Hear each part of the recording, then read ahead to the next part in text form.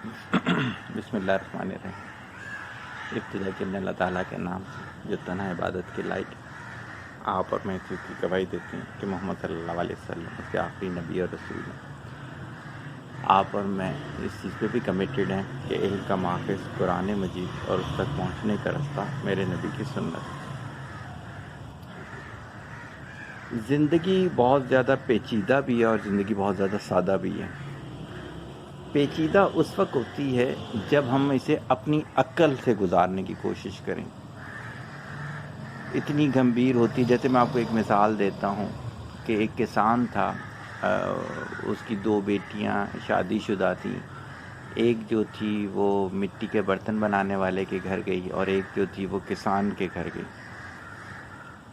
تو وہ اپنی بیٹیوں سے ملنے کے لیے گیا تو کسان بیٹی یہ کہتی ہے کہ ابا دعا کر زیادہ سے زیادہ بارش ہو تاکہ ہماری فصل اچھی ہو، ہمیں انکم کچھ اچھی مل جائے۔ وہاں سے اٹھا، جب دوسری بیٹی کے گھر گیا تو باتیں ختم ہوئی تو وہ اٹھنے لگا تو اس کی بیٹی کہتی ہے ابا دعا کرنا کہ اس مہینے تو بالکل بارش نہ ہو، کہ اگر بارش ہو جائے گی ہم نے برتن سوکھنے کے لیے رکھے ہوئے وہ خراب ہو جائیں گے۔ وہ گھر آتا ہے تو اس کی بیوی پوچھتی ہے کیا حال ہے؟ کہتا ہے جی حال تو دونوں کا ٹھیک ہے، لیکن آنے والے وقت میں کسی ایک کو نقصان ضرور ہوگا۔ یہ انسانی سوچ ہے۔ اللہ تعالیٰ فصلوں والوں کی فصلیں بھی بڑی کروا دیتا ہے، اللہ مٹی کے برتنوں والوں کے برتن بھی بچا لیتا ہے۔ اگر انسان اپنی عقل پہ سوچے تو واقعی میں دونوں میں سے کسی ایک کا نقصان ہونا چاہیے تھا، لیکن جب ہم رب پہ سارا کچھ چھوڑ دیتے ہیں تو رب ایسی جگہوں سے سلوشن نکالتا ہے کہ ہمیں ٹینشن ہی نہیں لینی ہوتی۔ یہ دل کے مریضوں میں جو دن بدن اضافہ ہو رہا ہے، نفسیاتی مریضوں میں جو اضافہ ہو رہا ہے، اس کی سب سے بڑی وجہ یہ ہے کہ عقل کو ہم نے اس کام کے لیے استعمال کرنا شروع کر دیا جس کام میں استعمال کرنا ہی نہیں تھا۔ رزق کا وعدہ اللہ تعالیٰ نے کیا ہوا ہے، حفاظت کا وعدہ اللہ تعالیٰ نے کیا ہوا ہے۔ حضرت علیہ السلام نے فرمایا تھا کہ موت زندگی کی محافظ ہے، کیا گارڈ کے ساتھ لوگ نہیں مرتے؟ ہمیں تو یہ عقل استعمال کرنی ہے کہ اللہ کی فرما برداری کیسے کرنی ہے، اللہ کی ماننی کیسے ہے، ہدایت لی کیسے جاتی ہے، تبلیغ کی کیسے جاتی ہے۔ لیکن اس کے لیے تو ہم عقل کیا نقل بھی استعمال نہیں کرتے۔ بیسک مسئلے ہوتے ہیں وہ لوگوں کو نہیں پتہ ہوتے۔ آپ یقین کریں شب و روز میرے پاس جو کالیں آ رہی ہیں، جو میسیجز آ رہے ہیں، یہ سارے ایسے ہیں جن کے ساتھ ایک وقت میں نے ورکنگ کی اور انہیں صحیح غلط بتانے کی کوشش کی، لیکن کیا ہے عقل پہ چلے گئے، عقل کو اپنا خدا مان لیا۔ بڑے ہسپتالوں میں جا رہے ہیں، اللہ کے سامنے سجدہ نہیں کر رہے، اللہ کی فرما برداری نہیں کر رہے، رسوا ہو رہے ہیں، پیسے کا بھی ضیاع ہو رہا ہے، تکلیف بھی اپنی جگہ ہے۔ اسی طرح سے بقیہ زندگی کی پریشانیاں لگے ہوئے ہیں ان کو حل کرنے کے لیے، کبھی کسی جادو ٹونے والے کے پاس چلے جاتے ہیں، کبھی کسی وہ ہے بڑی ڈیزگنیشن والے کے پاس چلے جاتے ہیں، سمجھتے ہیں وہ مسئلہ حل کر دے گا، جو مسئلہ حل کرے گا اس کی مانتے ہی نہیں ہیں۔ اچھا کبھی ان کو یہ بتا دو کہ یار جو حقیقی مانگنے والی جگہ ہے وہاں تو تم جاتے ہی نہیں ہو، تو ہاتھ والی تسبیح اٹھا کے کہتے ہیں دیکھو تسبیح تو پڑھ رہے ہیں۔ نفلی عبادت بہت بعد میں آتی ہے۔ نفلی عبادت بہت اچھی بات ہے اگر آپ نفلی عبادت کرتے ہیں۔ آپ نے 100 حج کر لیے لیکن کسی ایک کے حقوق العباد میں کمی آ گئی، میری ذاتی رائے ہے کہ وہ 100 حج آپ کے کچھ نہیں بگاڑ سکتے۔ آپ ہزاروں دفعہ قرآن ختم کر لیں لیکن اللہ کی فرما برداری نہیں کرتے تو آپ کچھ نہیں کر سکتے۔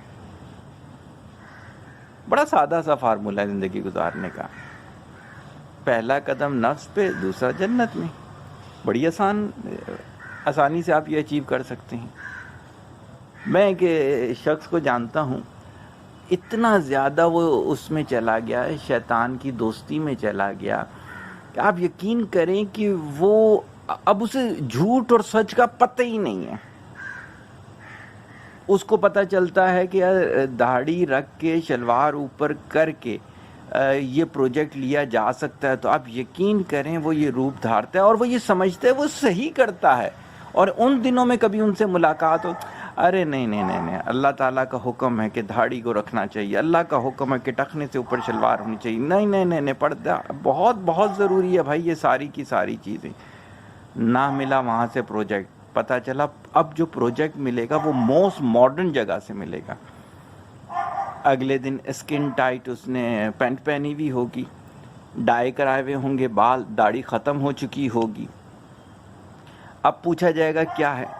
دیکھیں یہ دنیا داری ہے، صحیح ہوگی اس کے لیے وہ محاورے کے طور پہ وہ ہے کہ روم میں رہنا ہو تو روم میں جیسا حلیہ رکھنا پڑتا ہے، کہ یہ چیز اگر آپ داڑھی رکھ کے شلوار آپ ایلین لگیں گے، آپ کے دین کو لوگ جو ہے وہ گالیاں دیں گے. تو اس وجہ سے میں نے یہ کیا.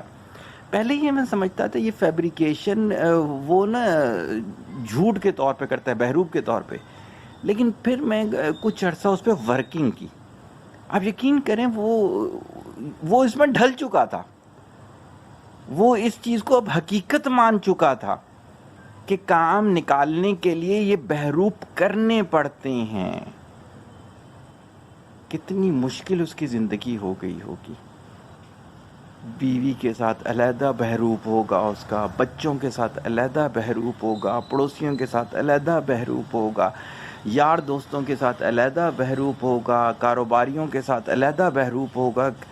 پورا دن بیچارہ کتنا کمپلیکس زندگی گزارتا ہوگا.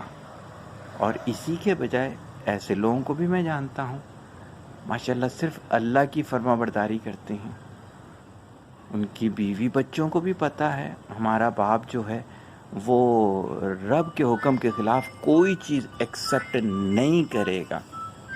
وہ یہ چیز جانتا ہے کہ اس چیز کو وہ اسی طرح سے لیتا ہے.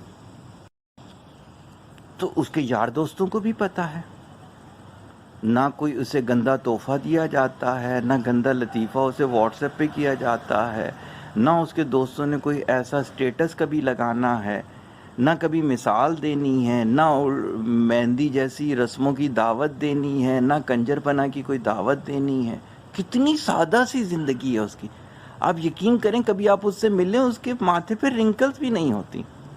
نہ پیسے کی ہوس ہے اس کو کہ جھوٹ بول کے کاروبار کرنا، دھوکہ دے کے کاروبار کرنا، بالکل نہیں.